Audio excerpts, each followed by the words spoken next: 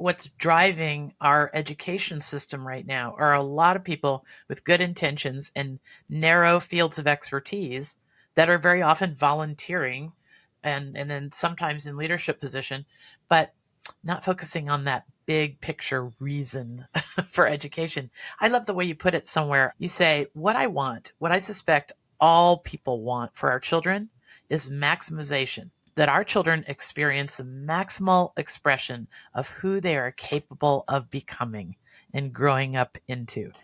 That is Yeah. that is the goal, isn't it? Just that we maximize every child's potential. Yeah, I spent a lot of time in this book on this topic of maximization, of really challenging school systems to consider that this is really at the core of our purpose, that what we want for ourselves as a society is bound up in what we make available for our children. And that the greater the likelihood that they can experience the maximal expression of their possibility, the greater likelihood that we as a full society can. And so, this idea of schools as centers of maximization, that really opening up the doors of maximization for students, that I get to experience the greatest version of myself. And the schools are cultivators of that, is a large part of the idea of the book. And the challenges, as an example, yesterday I was visiting with a group of educators. They had asked me to come in and do a training for a group of them.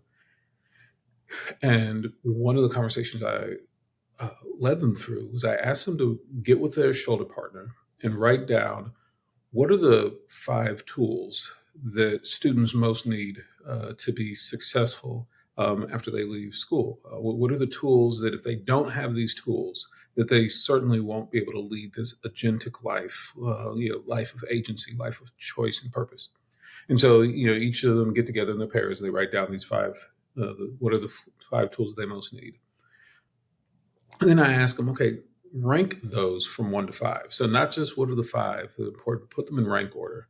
And now with just your top 3, identify which of those that you currently have a curriculum for, a strategy for how do we help students acquire this tool, and which ones do you not have.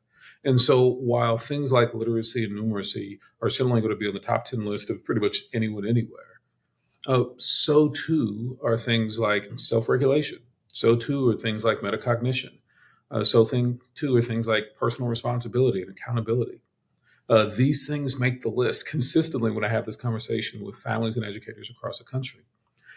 But what's unique about these items is that, unlike literacy and numeracy, more often than not, almost every single time, schools are saying we don't actually have any strategy for teaching these. And so if little AJ shows up at school and doesn't know algebra, we think, okay, well, we've got a strategy for making sure that he leaves knowing algebra, because this is probably going to make a real difference for him. This is a tool that he needs in his toolbox later in life. If little AJ shows up at school and doesn't know self-regulation, that's a necessary tool that he needs to be effective later in life. But we don't have any type of strategy for trying to make sure that he leaves with that capacity. If he doesn't know anything about personal responsibility, we say that's a tool that he needs later on in life, but we don't have any strategy for that. And in that moment, in the moment we say that these are critical tools that they need in their toolbox, but as a school, we don't have any strategy to help them add that tool to their toolbox, that's when I would suggest that we are falling short of our duty of creating the context for maximization for our students. That is one of those concepts that seems so obvious once I hear you say it, once I read it in your book. Like, this is the bottom line, is that education isn't still, what we needed to know 200 years ago when education was invented, 250, right, by the Prussians. There's that great Sal Khan TED Talk. I'm going to link people to that, where Sal talked from the Khan Academy, where he talks about the history of education, that we haven't changed it very much. I think that is he the guy that says, if you could turn back time and drop somebody from this era into the middle of the classroom 200 years ago, they'd know exactly where they were. Yeah. But not No, so if you drop it's them a in a great parking lot or a or a dentist office or anyplace else. It's all different, right? grocery But store. but the education, we're doing it the same way we did 200 years ago.